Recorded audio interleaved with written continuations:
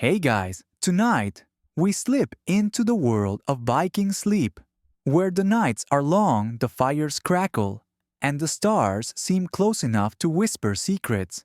Picture yourself in a rugged Nordic valley, the air sharp with pine and smoke. As you trudge toward a longhouse, glowing faintly against the twilight, the Vikings, those seafaring legends, didn't just raid and roam. They mastered the art of sleep in ways that might make your memory foam mattress jealous. But fair warning, surviving a Viking night means embracing the cold, the communal snores, and maybe a stray goat nudging your face. You probably won't survive this level of cozy without rethinking your entire bedtime routine. So before you get comfortable, take a moment to like the video and subscribe, but only if you genuinely enjoy what I do here. Drop a comment with your location and local time. I'm curious where you're drifting off from tonight. Now dim the lights, maybe turn on a fan for that soft background hum. And let's ease into tonight's journey together. You're standing outside that longhouse now, the wooden door creaking as you push it open. The warmth hits you first, a mix of burning logs and packed earth wrapping you like a heavy blanket. Vikings didn't have central heating, but their longhouses, those long narrow halls of timber and turf, were engineering marvels. Built to trap heat, they kept entire families snug through brutal winters. Historians note that these structures, often 50 feet long, housed up to 30 people, all sharing the same smoky firelit space. You step inside and the floor is hard-packed dirt softened by rushes and hides. The central hearth glows, casting shadows on the wooden beams, carved with swirling knots. You're not alone. Children giggle, elders mutter, and someone's sharpening a blade. Sleep here wasn't a solo act. It was a community event. But why were Vikings so good at sleeping? It's not just the furs or the fire. Their lives were tuned to nature's rhythm: sun-up work, hard sundown, rest deep. Unlike our screen-lit insomnia, they had no choice but to sync with the seasons. A quirky tidbit: some sagas mention Vikings using sleep stones, smooth river rocks warmed by the fire and tucked under furs to radiate heat all night. No electric blanket needed. You found a spot near the hearth, the smoke stinging your eyes but warming your bones. Historians still argue whether Vikings slept in shifts or all at once given the crowded longhouses. Did the warriors take turns keeping watch, or was it a free-for-all pile of snores? No one's cracked that yet. You're settling in, noticing the smells: woodsmoke, wool, and something faintly like fermented fish. Gross but authentic. The Vikings didn't have lavender pillow sprays, but they had their own tricks. You glance at the family across the fire, passing around a horn of mead. A kid spills some and everyone laughs. Joke number one. Guess Viking toddlers invented the sticky floor trend. The mood is relaxed, almost festive despite the hard day's work. You realize sleep wasn't just rest. It was a social glue, a time to bond, tell stories, or settle grudges before the next raid. You're starting to get why their sleep was legendary. It's not just about shutting your eyes. It's about sinking into a world where every snore, every crackle feels like home. As you lie back, the fire's glow dims and the longhouse hums with life. You're not in your bed scrolling through your phone, stressing about tomorrow. You're here in a Viking night where sleep is a craft honed by necessity and a touch of Nordic magic. The doors shut, the wind howls outside, but inside it's warm, it's safe, and you're already drifting. You're nestled in that longhouse now, the fire's glow painting flickers on the timber walls, and the air hums with the low murmur of Viking life. The doors shut tight against the Nordic chill and you're sinking into the strange, cozy rhythm of a Viking night. Remember that smoky warmth from the hearth. It's your lifeline now, wrapping you as you find your spot among the rushes and hides. The longhouse isn't just a house. It's a fortress of comfort. built to cradle entire clans, through winters that could freeze your soul. You're not alone. Around you, men, women, and kids shuffle, laugh, and settle their breaths, mingling with the crackle of burning logs. This is where sleep becomes something more, a shared ritual, a defiance of the dark. Vikings designed their longhouses with genius. Historical records show these structures, often 50 to 100 feet long, use layered turf and timber to insulate against sub-zero nights. The sloped roof let snow slide off, while the central hearth pumped heat into every corner. You're lying on a wooden bench along the wall, padded with straw and animal skins. It's not your plush mattress, but it's surprisingly soft, molding to your tired body. The straw rustles as you shift, and a faint whiff of earth and wool fills your nose. You notice a quirky detail. Some Vikings tucked dried lavender or pine needles into their bedding, believing it kept nightmares at bay. No aromatherapy diffusers here, just nature's own sleep tech. You pull a heavy fur over your reindeer maybe bear, and it's like being hugged by a cloud. The weight grounds you and the warmth seeps deep. Across the fire, a woman hums softly, braiding a child's hair. The kid yawns, and you stifle one too. Yawns are contagious even in 9th century Scandinavia. Joke number 1, guess Vikings invented the original sleepover vibes minus the pizza. The Longhouse's design wasn't just practical. It fostered unity. Everyone slept in this one big room, from the chieftain to the thralls.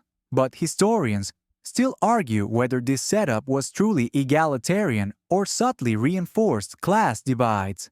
Did the best furs go to the elite? Or was warmth shared equally? The sagas don't say. You're starting to feel the Longhouse's magic.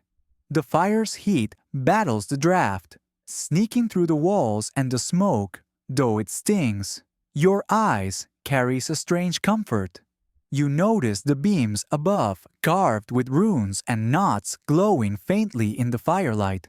Each carving tells a story of God's heroes, or maybe just a bored Viking with a knife. You wonder if they ever lay awake, tracing those patterns like you're doing now. The sounds around you, soft snores, a dog's gentle huff, the pop of a log, weave a lullaby. It's not silent, but it's soothing, like white noise before apps existed. Your spot by the wall is prime real estate. Closer to the fire, a burly man adjusts his furs, muttering about tomorrow's hunt. You catch a whiff of mead on his breath joke. Number 2. Vikings probably dreamed of ale rivers, not sugar plums. The communal setup means privacy is a myth. If someone rolls over, you'll feel it. If a baby cries, you'll hear it. Yet there's safety in this closeness. No one's sneaking up on you in the dark, not with 20 pairs of ears listening. The Longhouse is a cocoon shielding you from wolf storms and the gods' wrath. You shift and the straw crinkles. The first warmth is working. Your toes, numb from the day's trek, start to thaw. You're not just resting, you're part of something bigger. The Vikings knew sleep wasn't just for recharging. It was for dreaming, bonding, even strategizing. A quirky saga mentions a chieftain solving a feud in his sleep, claiming Odin whispered the answer. True or not, it shows how sleep was sacred, a bridge to the divine. You close your eyes and the fire's glow lingers behind your lids. The Longhouse breathes with you, inhale smoke, exhale worries. The woman's humming fades, replaced by the wind's faint howl outside. You're warm, though tucked under that fur, the heart's heat a steady pulse. Joke number 3. If Vikings had Yelp, they'd give Longhouses 5 stars for cozy but smoky. You're drifting now, the boundary between you and the others blurring. The Longhouse isn't just a place to sleep. It's a living thing holding you all in its wooden arms. You're not thinking about raids or chores, or the cold dawn waiting. You're here in this moment where the fire crackles, the furs cradle, and the night feels endless. You're drifting in that longhouse, the fire's pulse, lulling you, but you're not quite asleep yet. The fur blanket reindeer you're guessing hugs you tight its weight, like a Viking's promise that the cold won't win. Remember those pine needles tucked into the straw from last night? Their faint woody scent lingers, grounding you as you sink deeper into your bedding. This isn't just a pile of hides. It's a masterpiece of Viking ingenuity, crafted to make even the harshest nights feel like a warm embrace. You shift the straw beneath you, crinkling softly, and you realize Viking bedding is the unsung hero of their legendary sleep. You're about to discover why these furs and firelit nights made shut-eye an art form. Let's talk Viking beds. Historical evidence from archaeological digs like those in Birka, Sweden, shows Vikings slept on wooden platforms or benches built into longhouse walls. These weren't flimsy cots, but sturdy frames layered with straw wool and furs for cushioning. You're on one now, the wood creaking as you adjust. The straw's packed tight, not some hay bale disaster, and it molds to your back like a custom mattress. Over that, you've got layers of animal skins, wolf deer, sometimes seals stitched into blankets that trap heat like nobody's business. You pull the fur higher and it's so soft you almost forgive the faint musky smell. Joke number 1. Vikings probably bragged about their fur count like we flex thread counts. But it's not just comfort, it's survival. Winters in Scandinavia could dip below 20 degrees, and without these furs, you'd be an icicle by dawn. The fire helps its glow dancing on the rune-carved beams above. But it's the bedding that seals the deal. A quirky tidbit: some Vikings stuffed their mattresses with down from eider ducks, plucked during nesting season. It was like sleeping on a cloud if clouds smelled faintly of fish. This down was so prized it was traded across Europe, a Viking-era flex of luxury. You imagine a chieftain nearby hogging the fluffiest pile, while you're stuck with standard-issue reindeer. Still, you're cozy, the fire's heat sinking into your bones. You notice the textures: rough, straw, smooth wool, plush, fur, each layer a barrier against the draft, sneaking through the turf walls. The longhouse is a cocoon, but the bedding is your personal fortress. You're not alone, though. Across the room, a kid kicks off his blanket, and his mom tucks it back, muttering. The communal vibe means everyone's bedding is on display, from the chieftain's bear pelt to the thrall's thin wool scrap. Historians still argue whether bedding reflected status or was shared communally. Did the elite hoard the best furs, or did Vikings prioritize collective warmth? Excavations show mixed evidence: lavish graves with furs, alongside simple straw mats in the same sites. You shift again, and the straw rustles like a whisper. The fire's glow is hypnotic, casting shadows that twist into shapes, maybe Odin, maybe just smoke. You're starting to get why Vikings slept so well. Their bedding wasn't just practical, it was psychological. The weight of the furs, the softness of the wool, the crackle of the hearth. It's a sensory hug telling your brain it's safe to let go. You catch a whiff of smoke and something sweet, maybe mead spilled earlier.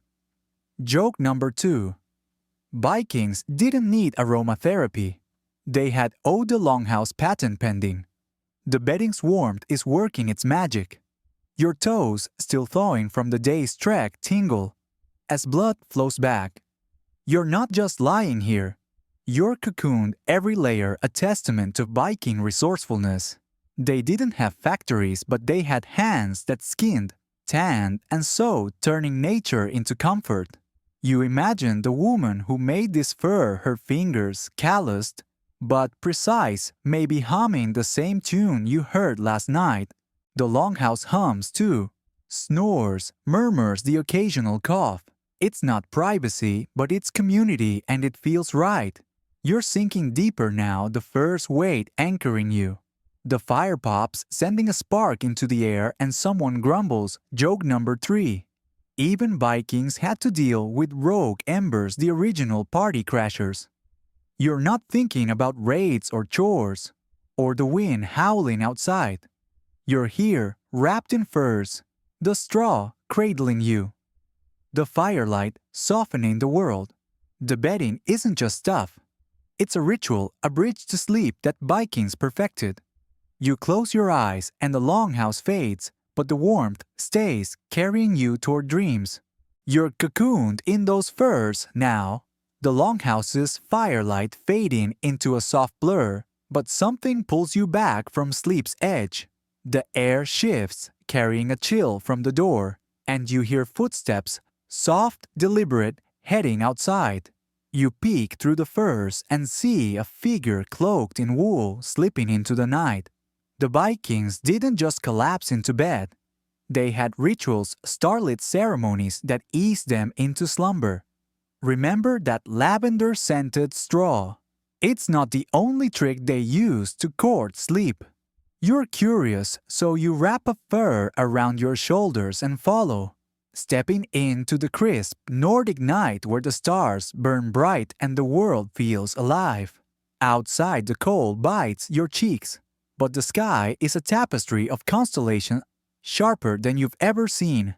The figure, a woman, maybe a seer, kneels by a small stone altar, muttering softly. Viking bedtime rituals. Historical records suggest often involved offerings to the gods or spirits. Excavations in Uppsala, Sweden uncovered small amulets and carved bones, near longhouses likely used in nightly prayers. You crouch nearby the frost, crunching under your knees, and watch her place a sprig of juniper on the altar, its sharp scent cutting through the air. She's asking for peaceful dreams, protection from the dark. You feel the weight of her words even if you don't understand them. These rituals weren't just superstition, they were a bridge to sleep. You notice a quirky detail. Some Vikings believed stars were the eyes of ancestors watching over them. They'd name constellations after lost kin, whispering their stories before bed. You look up picking a star. Maybe it's your great-uncle judging your life choices. Joke number 1. Vikings had the original stargazing app, no subscription needed. The woman stands, her breath clouding in the cold, and you follow her back inside the longhouse's warmth, swallowing you whole. The ritual's done, but its calm lingers like a spell settling over the room. Back on your bench, you pull the furs tight, the juniper scent still faint on your hands. The longhouse is quieter now. Even the kids have stopped fidgeting. You think about those starlit prayers, how they grounded the Vikings, giving their sleep a purpose. The fire crackles, and you notice a man carving a small wooden charm, maybe a rune, for protection. These rituals buried sunburned herbs. Others chanted sagas. But they all served the same goal, to make the night safe. You're starting to feel it too, that sense of surrender. The stars outside the fire, inside the murmured prayers. They're weaving a net to catch your dreams. You shift the straw rustling and catch a whiff of smoke and wool. Across the room, a girl clutches a tiny bone amulet. Her eyes heavy. Joke number 2. Vikings probably traded bedtime charms like we swap sleep apps. The rituals weren't just for adults. Kids had their own whispering to spirits or singing soft chants. Historians still argue whether these ceremonies were purely religious or partly practical. Did they calm the mind like modern meditation? Or were they pleased to avoid Odin's wrath? The sagas mention both, leaving scholars to debate if Vikings feared their gods or just wanted a good nap. You're sinking deeper now, the longhouse's rhythm pulling you in. The woman from the altar is back, her cloak draped over her bench. She hums a low tune, and it's like the stars followed her inside, their light replaced by the fire's glow. You think about those ancestors in the sky, their stories etched in the heavens. The Vikings didn't have clocks or melatonin, but they had these moments of quiet reverence before sleep. You close your eyes and the juniper's scent fades, replaced by the earthy warmth of the firs. The Longhouse breathes with you, its walls holding the echoes of 1,000 starlit nights. The fire pops and someone coughs, but it's distant, unimportant. You're not just lying here, you're part of the ritual connected to the Vikings who knelt under the same stars. Joke number 3. If Vikings had social media, they'd post starlit vibes with every bedtime prayer. You're not worried about tomorrow's chores or the cold waiting outside. You're here in this moment where the fire burns low, the firs cradle you, and the night feels sacred. The woman's humming softens, and you're drifting, carried by the rituals that made Viking sleep a legend. You're back in the Longhouse, the echo of that starlit ritual fading as the firs pull you deeper into warmth. The juniper's scent lingers faintly, but now your mind wanders, not to the stars, but to the dreams waiting on the other side of sleep. Vikings didn't just sleep. They believed their dreams were doorways to gods, to fates, to truths hidden in the mist. Remember that woman's prayer by the altar? It wasn't just for rest. It was for visions. You settle into your straw, the fire's glow a soft pulse, and let yourself drift toward the Viking world of dreams, where Odin himself might be waiting to whisper. Dreams were serious business for Vikings. The Norse sagas, like the poetic Edda, describe dreams as messages from the divine or warnings of doom. Warriors often recounted visions before battles, believing they foretold victory or death. You're lying there, eyes half closed, imagining Odin the Allfather striding through your sleep with his ravens, Hugin and Munin circling above. The straw crinkles as you shift, and the first weight feels like an anchor keeping you tethered to this world. While your mind prepares to roam, you wonder what you'll see. Maybe a stormy sea, or a wolf howling under a blood-red moon. The Longhouse is quiet now, save for a soft snore nearby, and the fire's crackle feels like a guide into the dreamscape. Here's a quirky tidbit. Some Vikings thought dreams could be stolen. They'd tie small dream nets, woven threads with beads near their beds to trap good visions and ward off bad ones. You glance around, half expecting to spot one dangling from the beams, but all you see are rune-carved shadows. Still, the idea sticks with you like a Viking version of a dream catcher, minus the Etsy aesthetic. Joke number 1. Imagine a Viking Etsy shop selling dream nets with free shipping to Valhalla. You pull the fur tighter, the warmth sinking into your bones, and feel a strange calm. Dreams here aren't just random. They're a journey, a conversation with the gods. You're not alone in this. Across the room, a man mutters in his sleep, maybe wrestling with a vision of Thor's hammer. The Vikings believed dreams could solve problems or reveal truths. A saga tells of a farmer dreaming of buried treasure, then digging it up at dawn. True or not, it shows how dreams shaped their lives. You close your eyes and the Longhouse fades, replaced by a misty forest. Are you dreaming already? The lines blurry, but you're walking the ground soft underfoot and a raven caws in the distance. Odin's watching, or maybe it's just your brain riffing on the night's stories. Either way, it feels real.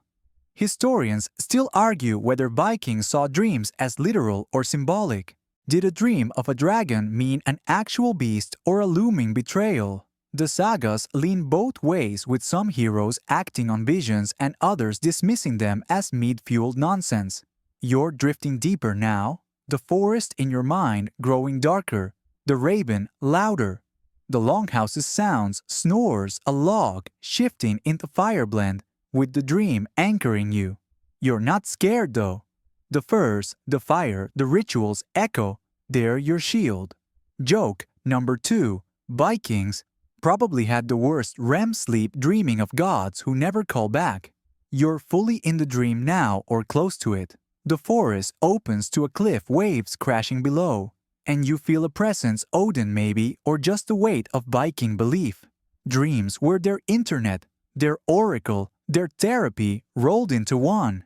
You see a ship on the horizon, its sail red as blood, and you wonder if it's a sign. The raven caws again, and you're back in the Longhouse, eyes fluttering open. The fire's lower now, the air heavier. You're not sure if you slept or just hovered on the edge, but the dream's vividness lingers like a message you can't quite decode. The straw rustles as you turn, catching a whiff of smoke and wool. Someone coughs and a kid mumbles something about a wolf. Joke number 3. Vikings didn't need Netflix. Their dreams were blockbuster sagas every night. You're sinking again, the dream pulling you back. The Vikings knew sleep wasn't just rest. It was a voyage guided by gods and guarded by rituals. You close your eyes, the raven's call fading, and let the Longhouse carry you into Odin's realm, where dreams are as real as the furs keeping you warm. You're hovering on the edge of that dream, the raven's call still echoing. But the Longhouse's warmth pulls you back. The furs are heavy, the fire's glow a faint pulse, and you catch a new scent, herbal, earthy, almost medicinal. Someone's passing around a steaming horn, its contents dark and fragrant. Vikings didn't rely on starlit prayers alone to chase sleep. They had brewed concoctions steeped in nature's secrets. Remember those dream nets swaying in your imagination? Now you're about to sip something just as mystical. A Viking bedtime brew designed to melt your worries and usher you into slumber's arms. You sit up, straw rustling, and accept the horn from a weathered woman. The liquid's warm smelling of chamomile, and something sharper, maybe valerian root. Historical records from Norse settlements like those in Greenland show Vikings used herbs extensively. Chamomile, valerian, and meadowsweet were common, harvested from meadows or traded across seas, then steeped into teas to calm the mind. You take a sip, and it's bitter but soothing, coating your throat like a promise of rest. The woman nods, her eyes crinkling as if she knows you're about to crash harder than a longship in a storm. You pass the horn along the communal act, feeling oddly sacred. Here's a quirky tidbit: some Vikings added honey and mead to their sleep brews, turning medicine into a party. It wasn't just about flavor. They believed sweet drinks pleased the gods, ensuring better dreams. You taste a faint sweetness in your sip, and it's like dessert. And NyQuil had a Viking baby. Joke number 1. Imagine a Viking barista serving meadow-sweet lattes with a scowl. You settle back, the fur cradling you, and feel the brew's warmth spread, loosening your shoulders. The Longhouse hums, snores a soft laugh. The fires pop, and you're sinking, the herbal magic working faster than you expected. The brew's not just a drink, it's a ritual like those starlit prayers. You watch the woman stir a pot over the fire, adding pinches of dried leaves with care. Vikings didn't have pharmacies, but they had healers, often women who knew every plant's secret. You imagine her foraging at dawn, basket in hand, while you were still dreaming of Odin's ravens. The horn makes another round and a man grumbles about its taste, but drinks anyway. Joke number 2. Vikings probably invented the hold your nose and chug health trend. The brew's effect is undeniable. Your eyelids are heavy, your thoughts softening like wax in the hearth's heat. Historians still argue whether these herbal brews were primarily medicinal or partly spiritual. Did Vikings drink them to relax or to commune with the gods? Sagas mention seers, using herbs to see beyond, suggesting a blurry line between sleep aids and shamanic tools. You're not seeing visions, but the Longhouse feels dreamier. The fire's glow blurring into a golden haze. You take another sip, the bitterness less sharp now, and notice a kid across the room refusing the horn, only to get a stern look from his mom. The communal sleeping binds you all a shared surrender to the night. You're fully relaxed now, the straws rustle a distant sound. The woman still by the fire, her silhouette dancing in the smoke. You think about those herbs, chamomile to calm valerian to deepen sleep, meadow sweet to ease aches. Vikings weren't guessing. They knew their stuff, passing knowledge down like heirlooms. You feel a kinship with them, sipping the same brew that soothed warriors and farmers alike. The Longhouse is a cocoon, the brew its heartbeat, and you're part of it, drifting closer to sleep with every breath. The fire crackles and someone coughs, but it's far away. You're not thinking about tomorrow's chores or that raven from your dream. You're here, the horn, warm in your hands, the brew's warmth in your veins. Joke number 3. If Vikings had infomercials, they'd sell herbal sleep tonic with a free runestone. You close your eyes. The Longhouse fading, and let the brew carry you. The furs, the fire, the herbs, they're a Viking lullaby, and you're singing along, ready to slip into the deepest sleep you've ever known. You're sinking into the Longhouse's embrace, the herbal brew's warmth, spreading through you like a tide. The furs are heavy, the fire's glow a distant flicker, and the snores around you weave a strange, comforting symphony. Remember that shared horn of chamomile and valerian, its effects linger. But now you notice the closeness of everyone's bodies tucked under furs, breaths sinking in the smoky air. Viking sleep wasn't a solo act. It was a communal dance, a shared surrender to the night. You're not just drifting off. You're part of the Longhouse's collective pulse, where every snore and rustle binds you to the clan. Vikings lived and slept together in ways we'd find intense. Archaeological evidence from sites like Hedeby, Denmark, shows longhouses packed with entire families, sometimes 20 to 30 people sharing one open room. You're on your bench, straw crinkling, but you're inches from a snoring warrior, his fur blanket half spilled onto yours. Across the fire, a woman tucks a child closer, their breaths mingling. The Longhouse is a living thing, its walls echoing with the rhythm of sleep. You feel it, the safety, the warmth, the unspoken trust that comes from sleeping shoulder to shoulder with your kin. It's not privacy, but it's home. Here's a quirky tidbit: some Vikings believed sleeping close warded off evil spirits. They'd arrange their beds in a circle around the hearth, thinking the fire and their collective presence scared off night-stalking creatures. You glance at the fire, its embers glowing like a guardian, and wonder if that warrior's snore is loud enough to banish a troll. Joke number 1. Vikings probably rated snores by their demon-repelling decibels. You pull your fur tighter, the straw molding to your back, and feel the Longhouse's energy, every breath, every shift, a thread in the night's tapestry. You're not used to this closeness. Back home, you'd crave a locked door, but here, the lack of walls feels right. The warrior rolls over, muttering about a hunt, and you catch a whiff of mead and sweat. It's not exactly aromatherapy, but it's real grounding. The communal sleep fostered unity. Disputes were settled. Stories shared, bonds forged in the quiet hours.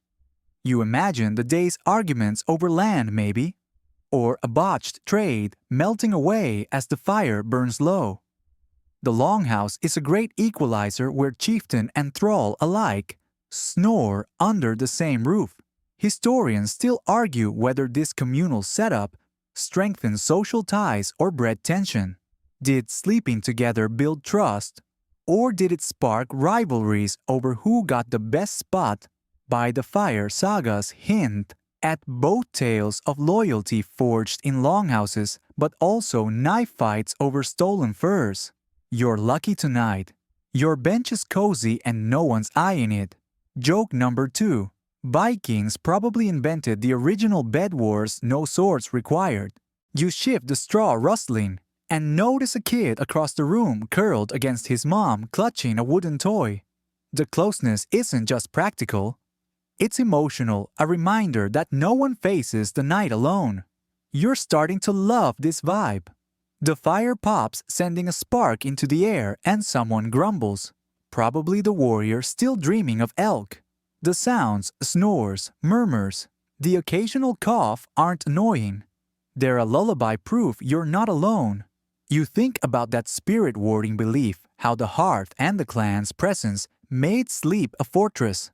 The longhouse's walls, thick with turf, block the wind's howl. But it's the people, their warmth, their noise, that make you feel safe. You close your eyes, the first weight anchoring you, and let the communal hum carry you deeper. The air's thick with smoke and wool, but it's comforting like the brew's aftertaste.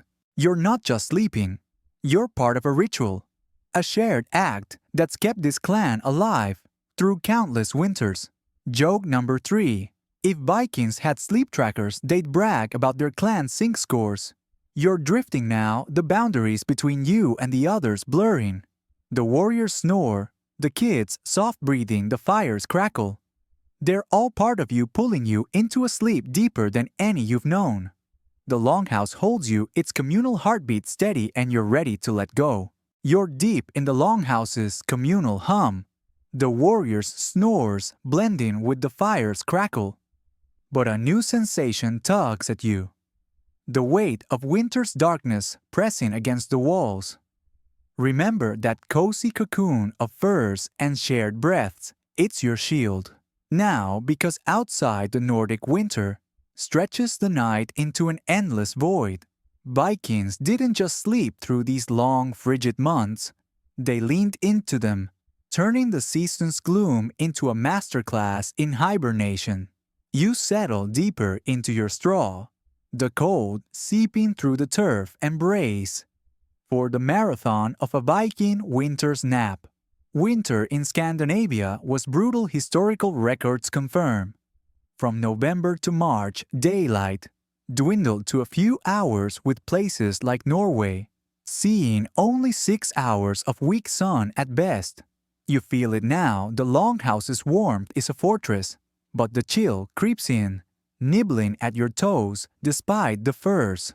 Vikings adapted by slowing their lives, conserving energy like bears in a den. They slept longer, worked less, and gathered closer, the longhouse becoming a hive of rest. You're tucked in the straw molding to your back, but you're aware of the darkness outside, thick as ink, stretching for hours. It's not just night, it's a season of sleep. Here's a quirky tidbit some Vikings use: winter stones. Flat rocks heated in the fire and placed under furs to extend the heart's warmth through the long nights. You imagine one under your blanket, radiating heat like a Viking space heater.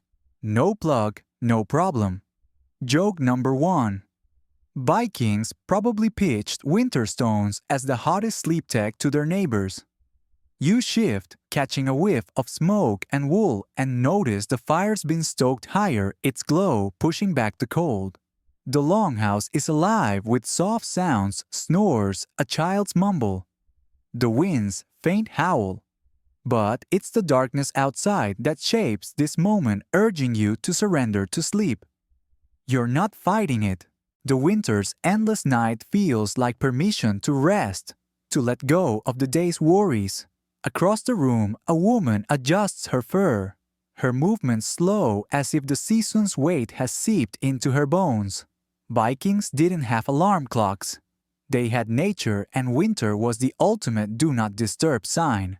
You imagine them sleeping in shifts, some rising to tend the fire, while others dream the longhouse a revolving door of rest.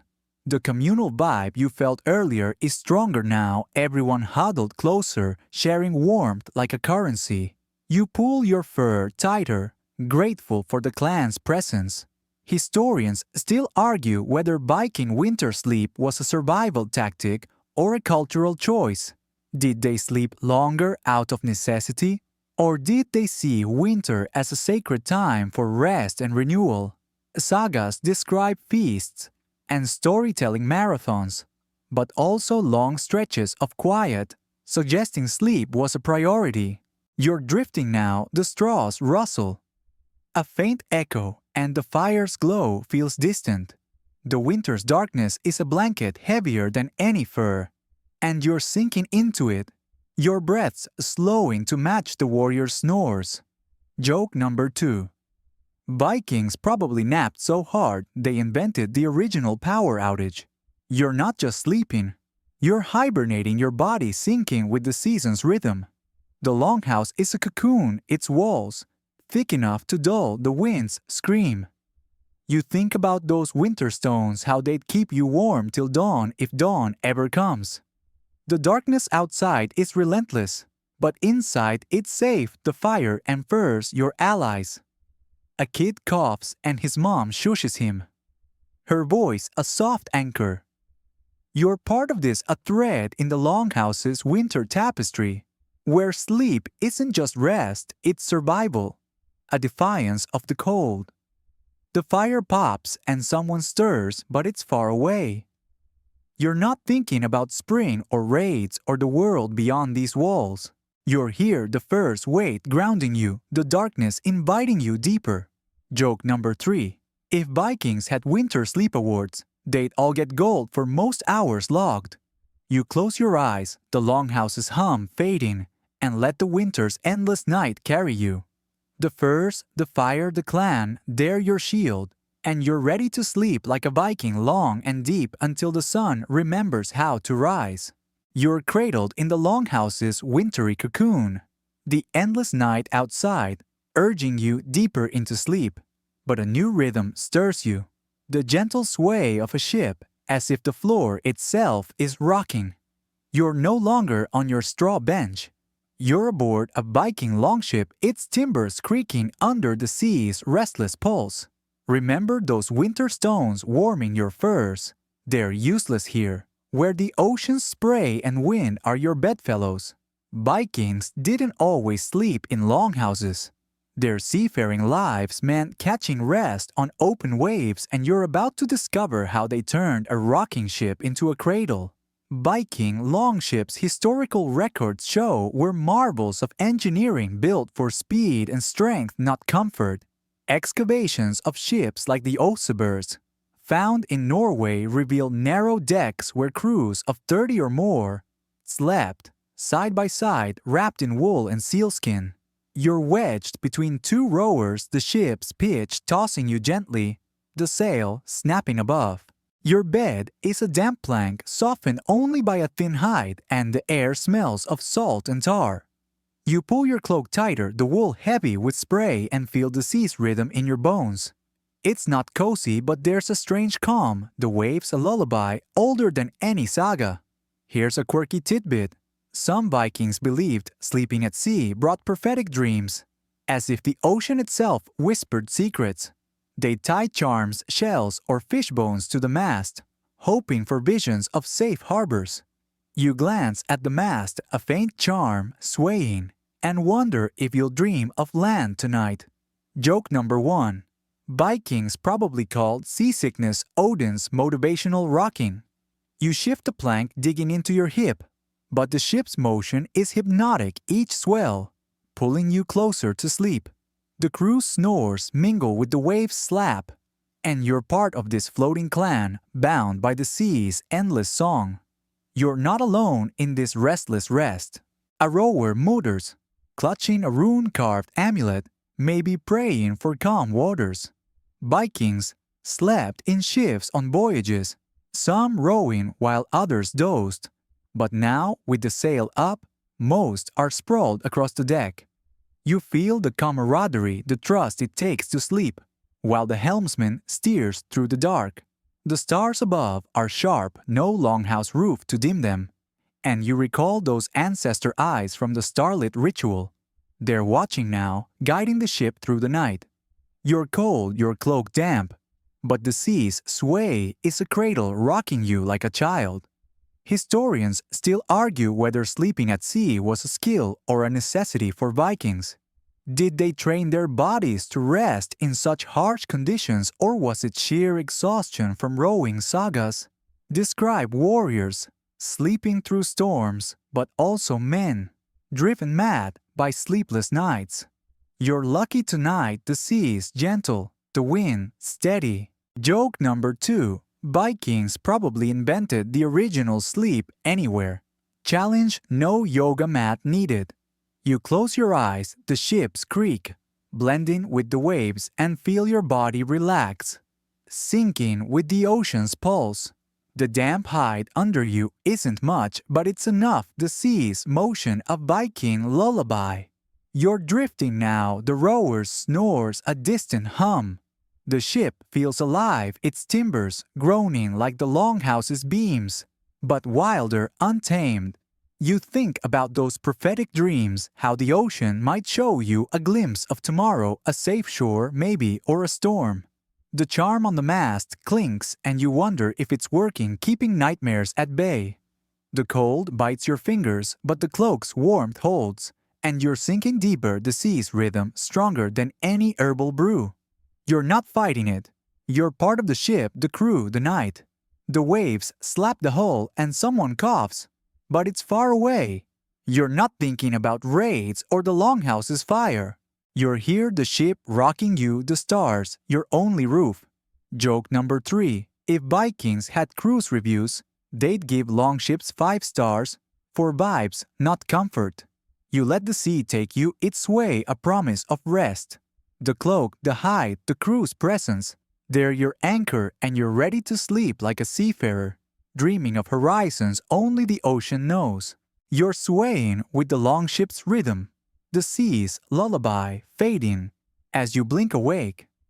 No longer on the waves, but back in the Longhouse's smoky warmth. The furs are heavy, the fire's glow soft, and a new sound draws your low, gravelly voice, weaving a tale. Vikings didn't just sip brews or pray to stars. They told stories, epic sagas carved in words as vivid as the runestones outside. Remember that ocean charm clinking on the mast?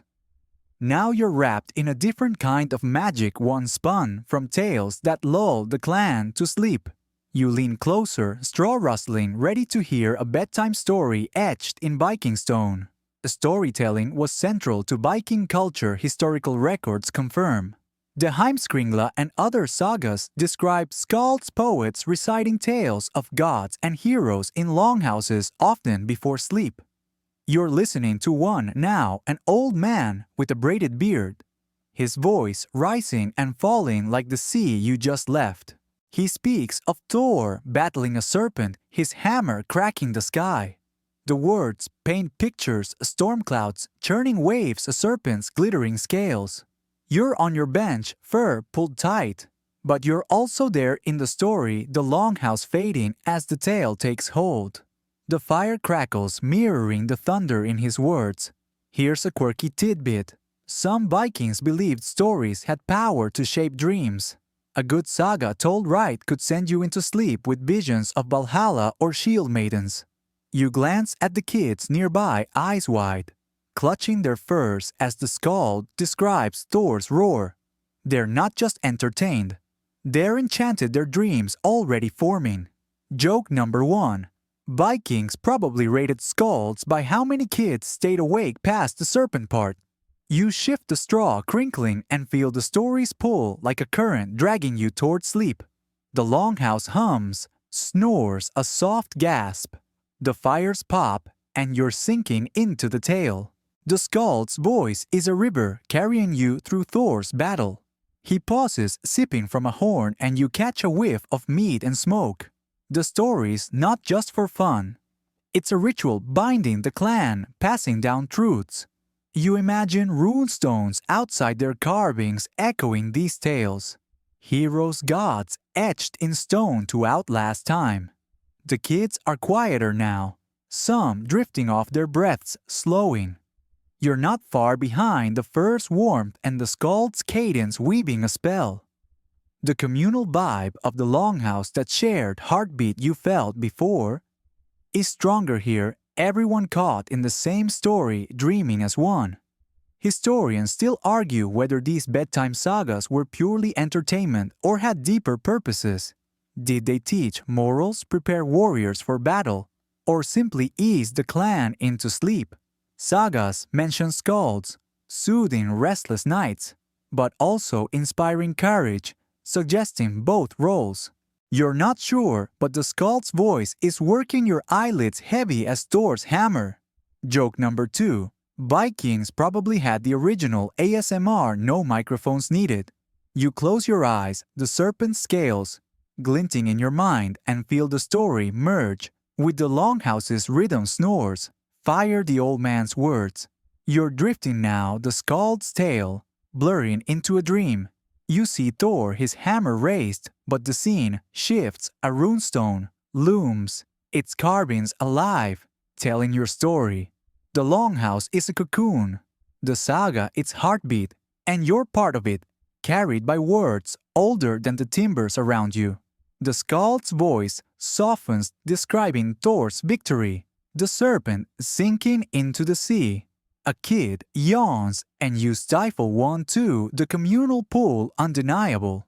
You're not just listening. You're living the tale, your dreams already borrowing its colors. The fire pops and someone coughs, but it's distant. You're not thinking about raids or winter's endless night. You're here, the fur grounding you, the skald's voice. A bridge to sleep. Joke number 3. If Vikings had podcasts, Thor's Serpent Smackdown would top the charts. You let the story take you, its rhythm syncing with the Longhouse's hum. The furs, the fire, the saga, they're a Viking lullaby, and you're ready to dream of runestones and gods carried by tales that never fade. You're still caught in the skald's tale. Thor's hammer echoing in your dreams, but the Longhouse's warmth grounds you. The fire's glow a steady pulse.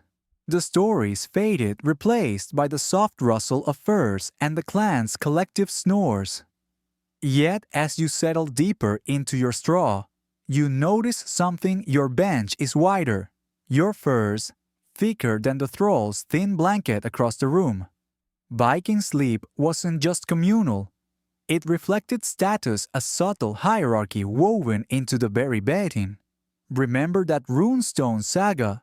Now you're unraveling how sleep, like everything in Viking life, marked your place in the clan's pecking order. Viking society was stratified, historical records show. Archaeological digs in sites like Ribe, Denmark, reveal longhouses where chieftains slept on raised platforms with lavish furs, while thralls, enslaved workers, made do with straw and rags near the door. You're lucky tonight, your bench close to the fire piled with reindeer and wolf pelts. The chieftain, a burly man with a silver armoring, sprawls on a platform, his bare fur gleaming in the firelight.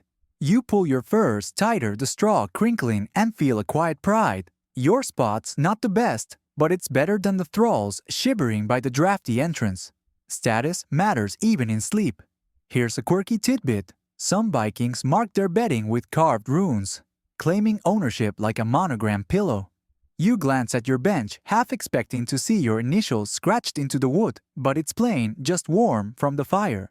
Joke number 1. Vikings probably argued over furs like we fight for the good parking spot.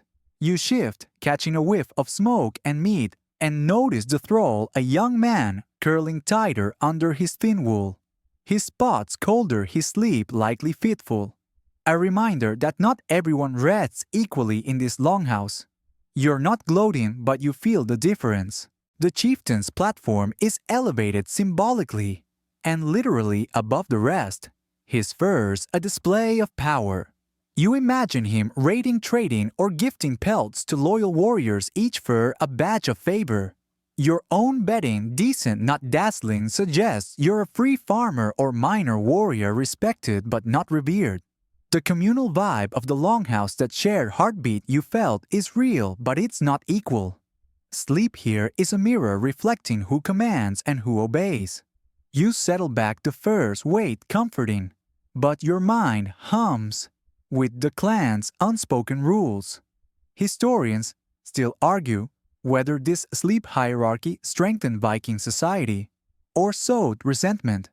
Did the chieftain's lavish bed inspire loyalty?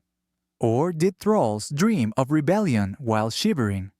Sagas mention both tales of generous leaders, sharing furs but also uprisings sparked by inequality. You're grateful for your spot, the fire's warmth soaking into your bones. Joke number 2. Vikings probably had the original sleep envy, no social media required. You glance at the chieftain again. His snores loud, confident, as if even his dreams assert dominance. The thrall's quiet, his face hidden, and you wonder what he dreams of, freedom maybe, or just a warmer blanket. You're sinking deeper now, the straw molded into your back.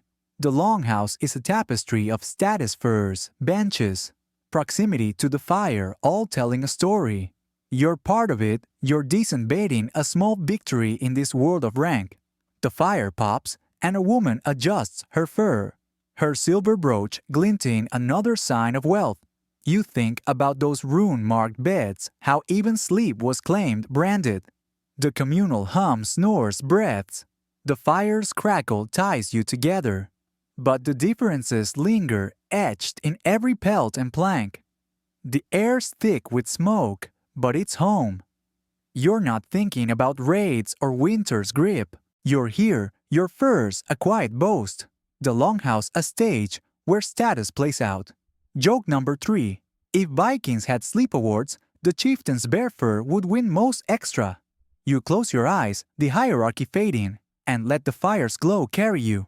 The furs, the bench, the clan's rhythm, they're your world now. And you're ready to sleep a Viking with just enough status to dream in comfort. You're nestled in the Longhouse. Your furs a quiet badge of status, but the fire's glow shifts, casting shadows that twist into unfamiliar shapes. The hierarchy of benches and pelts fades as a deeper presence stirs something ancient divine. Vikings didn't just sleep under stars or sagas. They rested in the shadow of their gods' deities who guarded their slumber. Remember that thrall's thin blanket. It's irrelevant now because the Norse gods don't care about your fur count. They watch everyone from chieftain to slave. You settle into your straw, the air thick with smoke, and sense the divine hovering, ready to meet the gods who cradle Viking sleep. Norse mythology preserved in texts, like the Prose Edda, describes gods like Nod, the personification of night, who rides across the sky trailing darkness. You imagine her now, her cloak sweeping over the Longhouse, her horse's hooves, a faint rumble in the wind outside. Your furs are warm, but her presence chills you, a reminder that sleep is her domain. You shift, straw rustling, and catch a whiff of wool and embers. The fire's light dances on the rune-carved beams, and you half expect to see not silhouette, her eyes like stars. She's not alone, other deities like Freya, or the elusive Hypnos-like figures, might guard your dreams, ensuring they align with fate. Here's a quirky tidbit. Some Vikings hung small god idols, wooden carvings of Thor or Freya, near their beds, believing they'd ward off nightmares.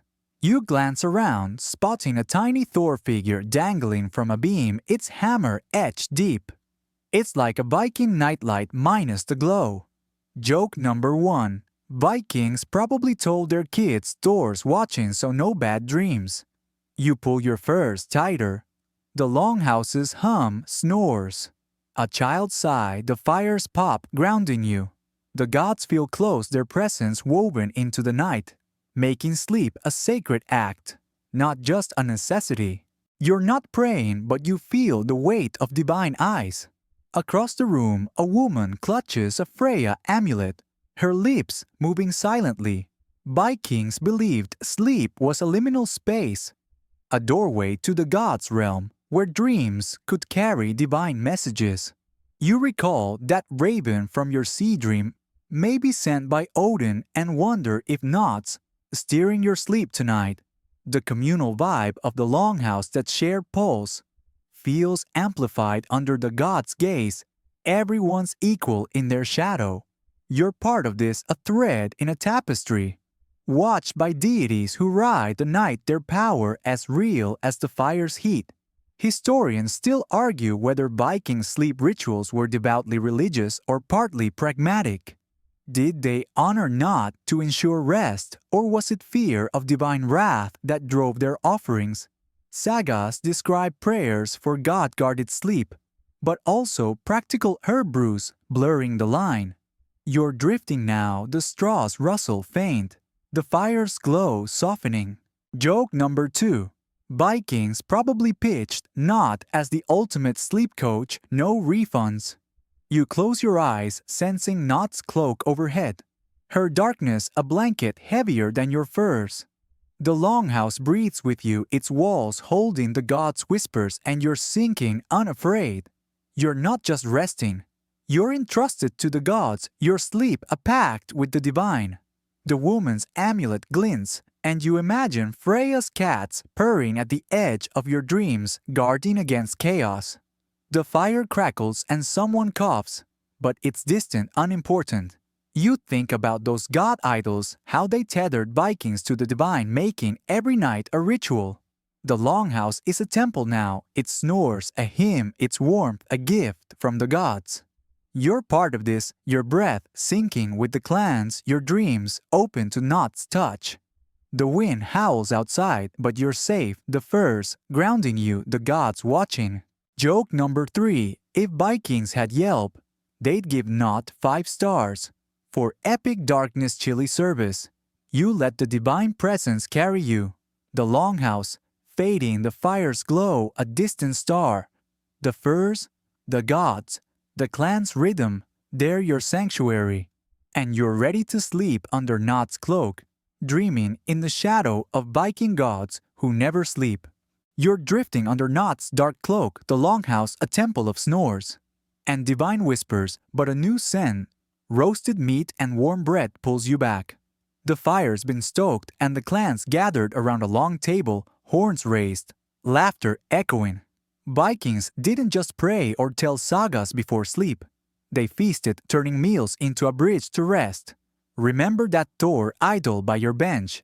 Its hammer gleams now, watching over a spread of fish, barley, and mead. You slide from your furs, straw rustling, and join the feast, ready to eat your way to a Viking-style crash. Feasting was a cornerstone of Viking life. Historical records show excavations in Yorvik, England uncover hearths littered with bones, deerfish, even whale-proving meals were lavish, especially before winter's lean months.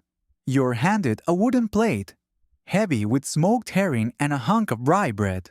The air's thick with grease and smoke. The fire's glow dancing on the chieftain's silver arm ring as he carves a roast. You take a bite, the fish salty, the bread chewy, and feel the clan's energy loud, warm, alive. The Longhouse is a hall now. Its benches packed, and you're swept into the ritual of food and drink. Here's a quirky tidbit. Vikings believed a full belly pleased the gods, ensuring a restful sleep. They'd offer scraps to the hearth, a nod to Friar for bounty. You see a woman toss a fishbone into the fire, muttering a prayer. It's like a Viking tip for good dreams, no melatonin required. Joke number 1. Vikings probably called indigestion Friar's revenge. You sip from a horn of meat, its sweetness cutting the fish's salt, and feel your body relax, the feast's warmth sinking deep. The Longhouse hums, clinking horns. A kid's giggle, the fire's crackle, and you're easing towards sleep. You're not just eating, you're bonding. The chieftain shares his roast, a gesture of status. And you recall the hierarchy of furs. Here, food evens things out. Thralls eat the same herring, their plates as full as yours. A warrior slaps your back, offering more meat, and you laugh, the communal vibe, wrapping you like a fur. Vikings feasted to celebrate, to plan, to rest, each bite a step toward the night's surrender. You take another bite, the bread's crust crunching, and imagine the day's worries, raids, trades, melting in the meat's glow. The Longhouse is a family, and you're part of it, your hunger fading. Historians still argue whether Viking feasts were purely social or partly strategic.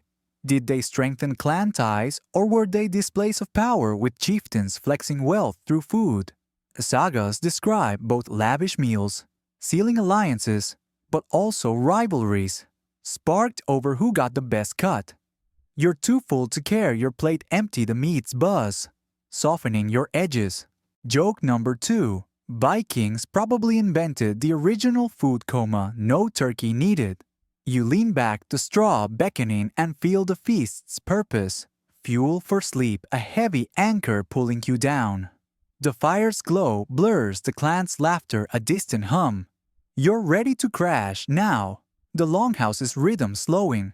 A woman clears plates, her Freya amulet glinting, and you think about those hearth offerings, how they tied food to the divine. The chieftain's voice booms, toasting the gods, and you raise your horn. The meat's last drop, sweet on your tongue. The communal pulse is strong, every laugh, every bite, a thread in the night's tapestry. You stumble to your bench first, welcoming, and sink into the straw, the feast's warmth lingering in your veins. You're not just full, you're content, the Longhouse, a cocoon of shared joy. The fire pops and someone hiccups, but it's far away. You're not thinking about winter or gods. You're here, the furs, grounding you, the feast's glow carrying you. Joke number 3. If Vikings had sleep apps, they'd track meat to snore time. You close your eyes, the Longhouse fading, the fire's crackle a soft echo. The furs, the food, the clan. They're your lullaby, and you're ready to sleep like a Viking heavy with herring and dreams of feasts that never end. You're sinking into the Longhouse's embrace. The feast's warmth heavy in your belly. The meat's buzz fading into a gentle hum. The furs cradle you, but a faint ache in your shoulder, maybe from hauling wood, reminds you that Viking life wasn't all feasts and sagas. Sleep wasn't just for rest. It was medicine, a healer in its own right. Remember that herring-soaked table. Its scraps are gone, but the Longhouse's rhythm snores, fire crackle. A child's sigh feels like a balm, soothing more than your hunger. You settle deeper into the straw, ready to explore how Vikings used sleep to mend body and soul. Sleep was vital for Viking health, historical records suggest. Medical texts like the Old Norse Leech Book, though sparse mention, rest as a cure for ailments from battle wounds to fever. You're lying on your bench, the fur's weight easing, that shoulder ache, the fire's glow, a soft pulse. Vikings didn't have hospitals, but they had longhouses where sleep was a communal prescription. You imagine a healer, maybe the woman who brewed that chamomile tea, checking on the clan, ensuring everyone rested. You shift, straw rustling, and feel the ache dull, as if the longhouse itself is knitting you back together. Here's a quirky tidbit. Some Vikings believed sleeping on specific furs like wolf or bear could transfer the animal's strength, healing injuries faster. You're wrapped in reindeer, but you wonder if a wolf pelt would fix your shoulder overnight. Joke number 1. Vikings probably pitched wolf furs as organic painkillers fur edition. You pull the fur tighter, catching a whiff of smoke and wool, and notice a man across the room, bandaged from a hunt, sleeping soundly under a bear pelt. The longhouse hums, snores, a soft cough. The fires pop, and you're sinking the idea of sleep as medicine feeling truer by the second. You're not just resting, you're healing. The longhouse's warmth, the furs, the clan's presence. They're a clinic, crude but effective. You recall that herbal brew, it's valerian, calming your mind and realize Vikings paired sleep with remedies, herbs, rest even chance. The bandaged man mutters, maybe dreaming of strength, his bear fur a talisman. You imagine the healer's rounds, her hands, checking pulses, her voice, urging sleep over meat. The communal vibe, that shared pulse, is medicinal too. Nobody heals alone here. You close your eyes, the fire's glow fading, and feel your shoulder loosen. Sleep's quiet work already begun. Historians still argue whether Viking sleep healing was science or superstition.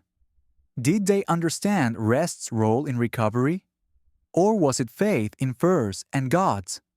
Sagas mention warriors rising stronger after long sleeps, but also charms for healing dreams blurring the line.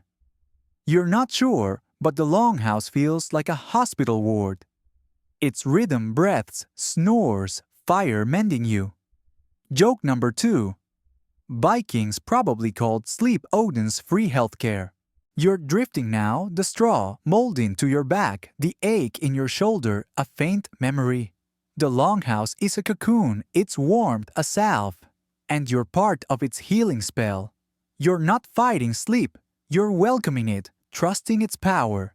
The bandaged man's snores deepen a sign he's mending, and you think about those wolf furs, how belief itself might heal.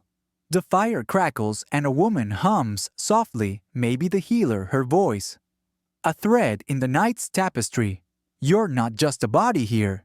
You're a Viking, your sleep a ritual of renewal, guided by furs and fire. The Longhouse holds you its walls echoing with centuries of rest, and you're sinking deeper, your aches dissolving in the night's embrace. The wind howls outside, but it's distant, irrelevant. You're not thinking about raids or feasts. You're here, the furs, grounding you. The Longhouse, healing you. Joke number 3. If Vikings had wellness blogs, they'd hype, sleep like a wolf retreats. You let the night take you, the fire's glow, a distant ember. The clan's rhythm, your pulse. The furs, the warmth, the sleep, they're your medicine. And you're ready to wake stronger, a Viking healed by the deepest rest you've ever known. You're cradled in the Longhouse's healing warmth. Your shoulder ache a fading whisper, but a new tension stirs. A low murmur of axes being sharpened, boots scuffing the dirt. The fire's glow catches a warrior's restless pacing, his eyes sharp with tomorrow's raid. Vikings didn't always sleep soundly. The night before, a battle was a restless beast. Remember that wolf fur healing. It's no match for the nerves of a warrior facing dawn's bloodshed. You settle into your straw, the furs heavy, and feel the Longhouse's pulse quicken, ready to face a raider's sleepless eve. Viking raids were brutal, historical records confirm. Chronicles like the Anglo-Saxon Chronicle describe Norse warriors striking swiftly, often after sleepless nights planning or rowing. You're lying near the fire, but sleep feels distant, the warrior's pacing a drumbeat in the smoky air. He checks his shield, muttering to Odin, his shadow looming on the rune-carved beams. You pull your furs tighter, straw rustling, and catch a whiff of iron and sweat. The Longhouse is no longer a cocoon. It's a war camp, the clan snores drowned by the hum of preparation. You're not raiding, but you feel the weight, your heart thumping with borrowed dread. Here's a quirky tidbit: some Vikings chewed birch bark before raids, believing its bitter tang sharpened focus and banished sleep. You imagine the warrior popping a piece, now his jaw working as he stares into the fire. Joke number 1. Vikings probably called birch bark Odin's energy drink. You shift the straw crinkling and notice a younger man, maybe a first-time raider clutching a Thor amulet, his eyes wide. The Longhouse hums, clinking metal, a whispered prayer, the fires pop. And you're caught in the tension sleep, a distant shore. You're not alone in this unease. The chieftain, his bare fur draped over a bench, speaks softly to the warriors, his voice steady but urgent.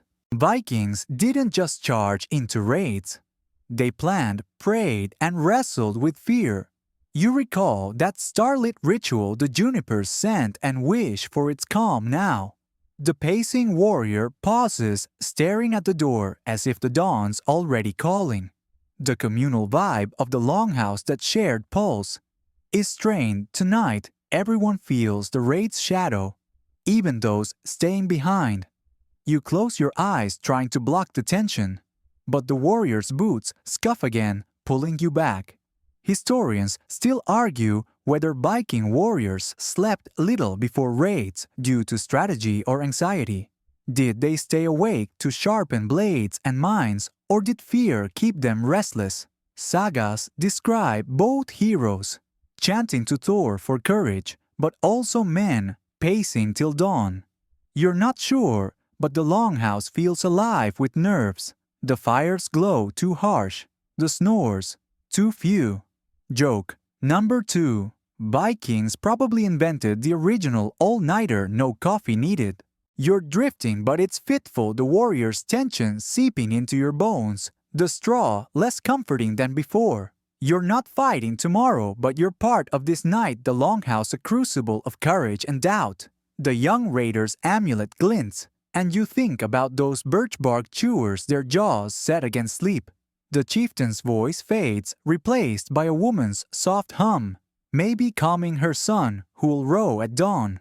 The fire crackles and the pacing stops, the warrior finally sitting, his shield at his side. You're sinking now, the tension easing, but it's not the deep sleep of feasts or sagas. It's a raider's rest, shallow, ready to snap at the first horn.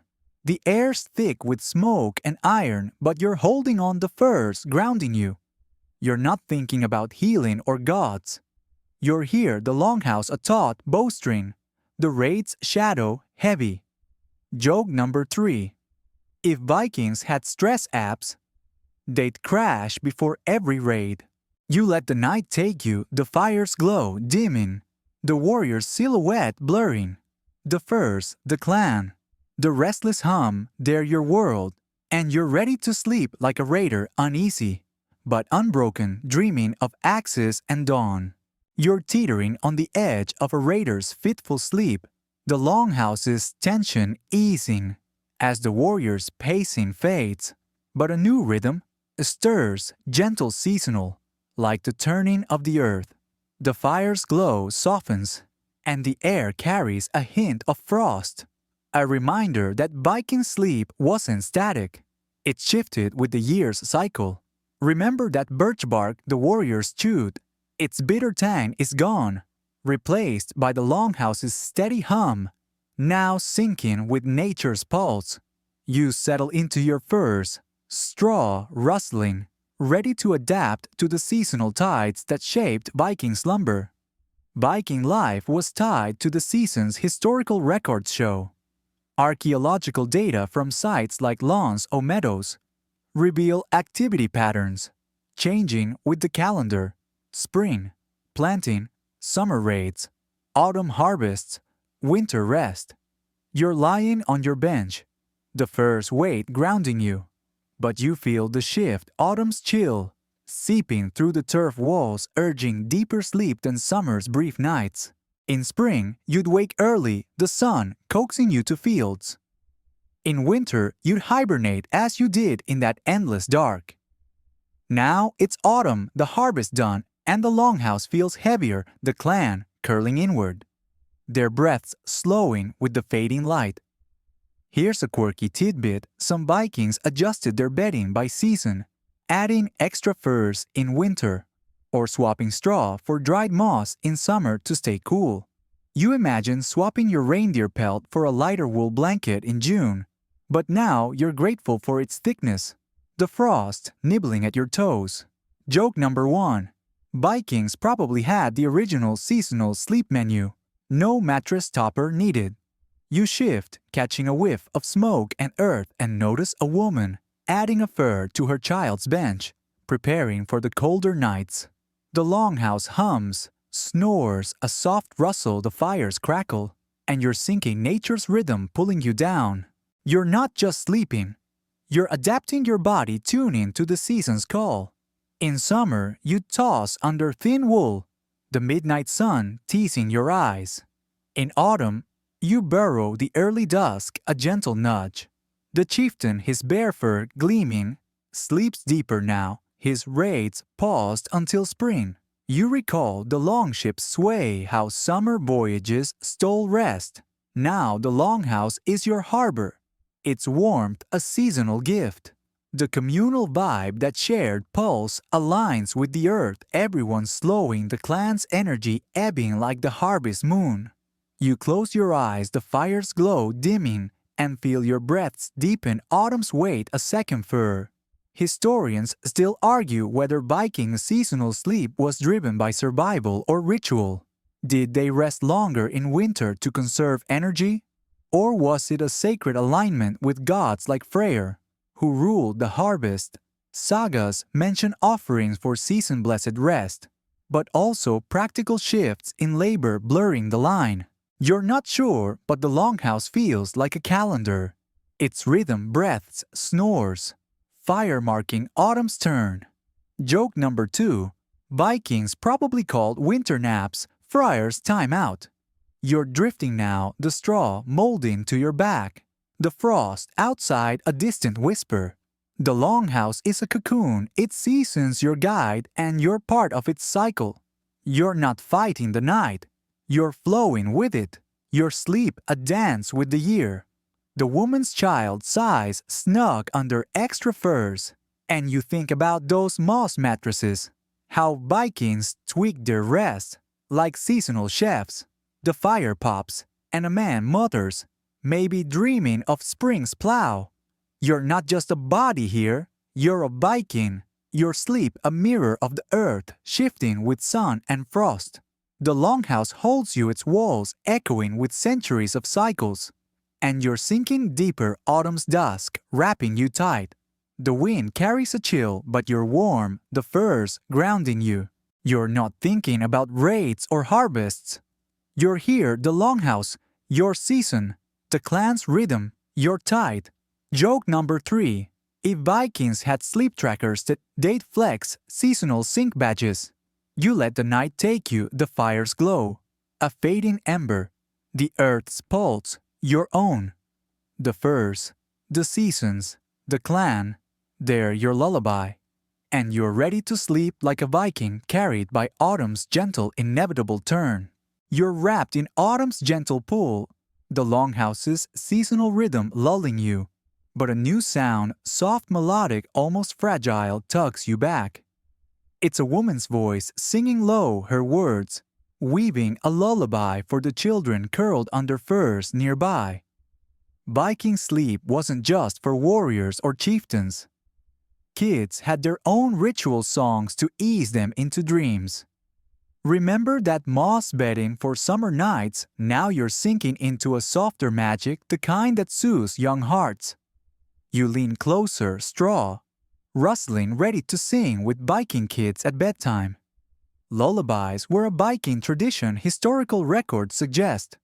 While sagas like the Volsunga saga don't explicitly describe children's songs, oral traditions, preserved in later Scandinavian folklore, include gentle melodies for sleep, often invoking gods or nature. You're listening now, the woman's voice, rising and falling, singing of a raven's flight over snowy peaks. The kids, 3 of them, nestle against her, their eyes heavy furs tucked to their chins. You pull your own fur tighter. The fires glow soft and feel the song's warmth like a blanket woven from words. The Longhouse hums, snores a soft hum. The fires crackle, and you're drawn into the lullaby's spell. Here's a quirky tidbit. Some Viking lullabies included warnings like avoiding the forest sprite who steals naughty kids' dreams.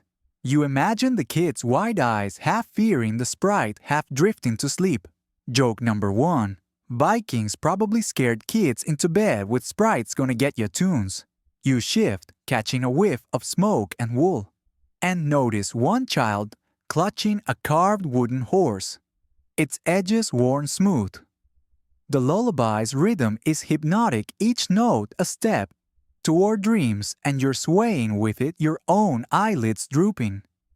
The communal vibe that shared pulse wraps the kids and you alike. The song a bridge to rest. You're not just listening, you're part of this ritual. The woman's voice softens, describing the raven landing on a starlit fjord, and the kids' breaths slow, one already snoring. Vikings used lullabies to teach tales of Thor or Freyr, tucked into the lyrics, but also to comfort easing fears of the dark. You recall that Thor idol, its hammer guarding against nightmares, and feel the song doing the same, its melody a shield. The Longhouse is a cradle now rocking the children, the clan, even you. You hum along, barely audible, and sense the woman's smile as if she knows you're joining in. Historians still argue whether Viking lullabies were purely soothing or partly educational. Did they calm kids or instill cultural values like bravery or loyalty? Later, Nordic songs suggest both, with lyrics praising gods alongside gentle rhythms. You're not sure, but the Longhouse feels like a school of dreams. The lullaby teaching peace. Joke number 2. Vikings probably had the original sing your kids to sleep curriculum. You're drifting now, the straw molding to your back, the song's notes blurring with the fire's glow. The Longhouse is a cocoon, its melody your guide, and you're sinking the kids' soft snores pulling you along. You're not just resting, you're dreaming with the children, their lullaby your own. The woman's voice fades, the raven's flight complete, and you imagine that wooden horse galloping through the kids' dreams. The fire pops and a man stirs, but it's distant, unimportant. You think about those sprite warnings, how Vikings wove magic into every note, making sleep a story. The Longhouse holds you, its walls echoing with centuries of songs, and you're part of this, your breath sinking with the kids, your dreams open to the raven's wings. The wind whispers outside, but you're warm, the furs grounding you. You're not thinking about raids or seasons. You're here, the lullaby, carrying you, the clan's rhythm, your heartbeat. Joke number 3. If Vikings had Spotify, their lullaby playlist would be called Raven's Rest. You let the night take you, the fire's glow, a fading star. The songs echo your guide. The furs, the lullaby, the kids, they're your world, and you're ready to sleep like a Viking child, dreaming of ravens and fjords under a mother's gentle song. You're drifting with the lullaby's raven, its wings brushing the edges of your dreams, but the Longhouse's warmth anchors you. The fire's glow, a final ember. The children's snores blend with the clan's, and you feel the weight of every night you've lived here. Feasts, raids, starlit prayers. Viking sleep wasn't just a moment. It was a legacy, a craft that echoes in our modern beds. Remember that wooden horse in the child's hand. Its worn edges carry you now, linking past to present. You settle into your furs, straw, rustling, ready to connect, Viking rest, to the world you'll wake to. Viking sleep shaped their culture, historical records show. Archaeological finds like the well-preserved longhouses of Trelleborg, Denmark, reveal how communal rest fostered resilience, a trait that powered their voyages. You're on your bench, the furs wait a familiar hug, but you're thinking beyond the longhouse. How its rhythms linger in today's Scandinavian sleep habits, with their love of heavy blankets and dark, quiet rooms. You shift, catching a whiff of smoke and wool, and feel a thread running from this firelit night to your own bed, where you might crave the same cocoon. The longhouse hums, snores a soft sigh, the fires crackle, and you're sinking the legacy of rest pulling you down.